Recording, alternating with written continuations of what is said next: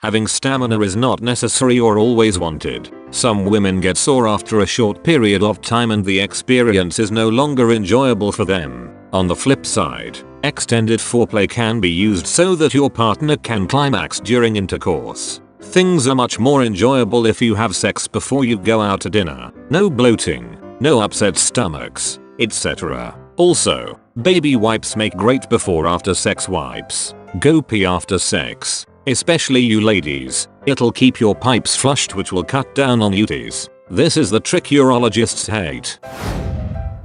Getting a handy while doing 75 miles per hour on the freeway could be hazardous. Talk to your partner about what they like. Don't assume they enjoy what your favorite porn star does. Sticking your fingers in someone, wash your hands and clip and file your nails first. If you can't afford a condom, you definitely can't afford to have kids. I can get condoms for $3 at Walmart. If you can't afford condoms, you have bigger issues at hand than having sex. Do not try to do anal without discussing it with your partner first. Nobody likes surprise anal, especially without lube. For girls mostly to know this, if we can't get it up, it's not you, we are either tired, drunk or both. It's not you, trust me, we want to so much but can't. Don't be offended if somebody steers you in the right direction. Learn from it and apply it to your next time or next partner. I know this one gets said a lot, but it's important. If she says don't stop, do not effing stop. Don't try to get creative and make it better. Just do exactly what you're doing. Learn how to use your hands and your mouth tongue as well as your equipment. Oral manual stimulation can be just as intense as sex. If you're in a relationship longer than a year, there will be times when sex is boring, feels like a chore, isn't as interesting or fun. You have to work at it. That goes against common sense because you would think it gets easier, but most people start to take it for granted. You gotta find ways to excite each other, stay committed to foreplay, and make time for it. Sometimes a dude just can't bust a nut. It's not his partner's fault. It just happens. Learned this one with my husband over time. It's an amazingly complex calculus of factors that go into it. Dehydration, medication, exhaustion, etc. Be prepared for noises. A lot of noises. Funny, weird, or embarrassing ones. There are plenty. Never ever laugh about it unless the person source of the sounds finds it funny too. Coconut oil is awesome. What's not awesome? Coconut oil and condoms. Unless you want to get preggers, find a different lube. Tightness has nothing to do with how many people they've slept with, size of the dicks they've had. It's pretty much all down to arousal. By that logic, any woman who's had a child would have a huge gaping hole in them. So if your mate is bragging about the girl he shagged being so tight, it most likely means she was not that turned on. Don't know if this counts, but brush your goddamn teeth first. There is no greater turn off than a big face full of shit breath when you're trying to come. Orgasming for a woman is incredibly hard. Many women have never even reached orgasm in their lifetime. That's why toys can help. Guys, just don't take it personally if you can't get her to orgasm. It sucks more for her than for you, honestly.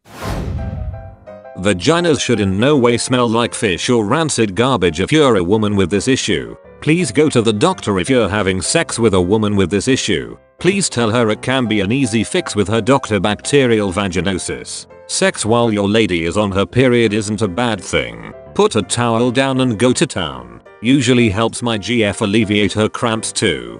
Don't continuously try pressuring her to do it raw because you're having a hard time lasting. Don't question her intelligence by trying to convince her that the pull-out method is safe. Your low sperm count comments are not nearly as believing as you think. And no, the condom is not too tight. Also, if she reluctantly agrees to do it raw after your 100th plea, she probably too worried about pregnancy to enjoy any of that raw sex you begged for.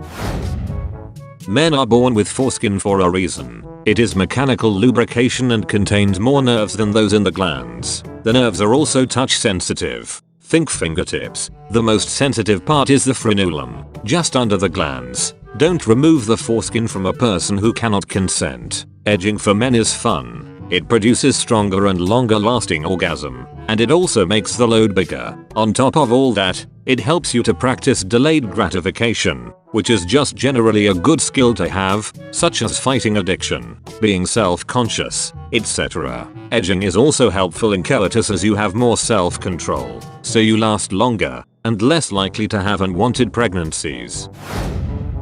When you apply a condom, you don't want it to be tight at the tip. That little reservoir part needs room to fill up with semen. Also, as soon as you ejaculate, you need to grip the base of the condom, pull out, and clean up. Pro tip: tying a knot in the condom keeps it from spilling semen and making a bigger mess. Hymens don't need to break, and so a woman's first time does not have to involve any pain or blood. If someone has a tight hymen, get them turned on and then slowly use your hands to stretch it out. If they are new to sex or haven't had sex in a while, it may take a couple of sessions until it is stretched out flexible enough to accommodate a dick. Don't turn the lights off for sex. If you want them off because you're disgusted by your partner's body, you may want to reconsider the relationship. If you want them off because you're disgusted by your own body, put it out of your mind. If we were to become disgusted by your body, no amount of darkness would have helped. Insecurities aren't attractive.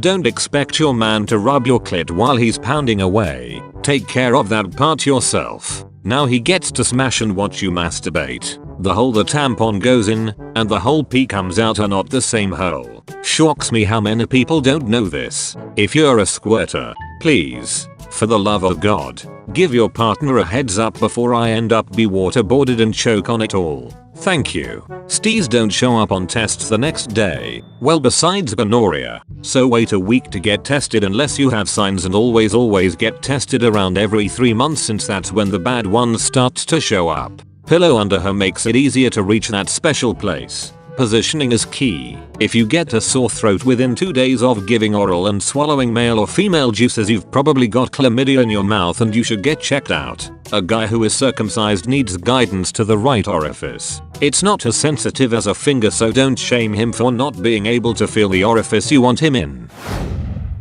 If you're worried about going down on a girl and aren't sure how to make happy, use your tongue to write the alphabet on her clit. Firm pressure, but not too hard. Her hips will start twitching when you get it right. Have fun. For my inexperienced men out there, the trick is in the clit. Also remember, it is not a mini punching bag. It's very sensitive. Herpes is way more common than you think it is. A lot of people never know they have it. Not sure if this is the case for everyone, but I'd say 90% of what I get out of sex is knowing that my partner is feeling good as a direct result of what I'm doing. If your partner is doing a good job, tell them. If you finish before your partner and don't at least show an effort to helping them finish, assuming they want to, you're a bad partner and they are definitely complaining about it to their friends. On the flip side of this, having a partner get you off after they're already done is a great experience. It can be a real important part of the emotional connection that comes with sex, and can be super hot. So, always try to lend a helping hand, or mouth, or whatever. Lube. Use lube. All these condom commercials need to give way to lube commercials. Most sexually transmitted infections make their way into the body through micro lesions that come about from friction. Your fitness level directly impacts your sex life. The fitter you are, the better it is for everyone involved. Trust me, I was in the army in my younger years and it took ages to tire out. These days I've gained 3 stone and I'm knackered after a few good pumps. The right person won't make it painful, stressful, or demeaning experience no matter what. If you feel that way, it's their fault, not yours. Don't be shy about introducing toys into the equation to spice things up. When I was younger, too many of my friends let ego and pride get in the way of making the experience more pleasurable. I'm good in bed. I don't need anything else to get him/her off is just a selfish way of thinking, and the bedroom is no place to be selfish.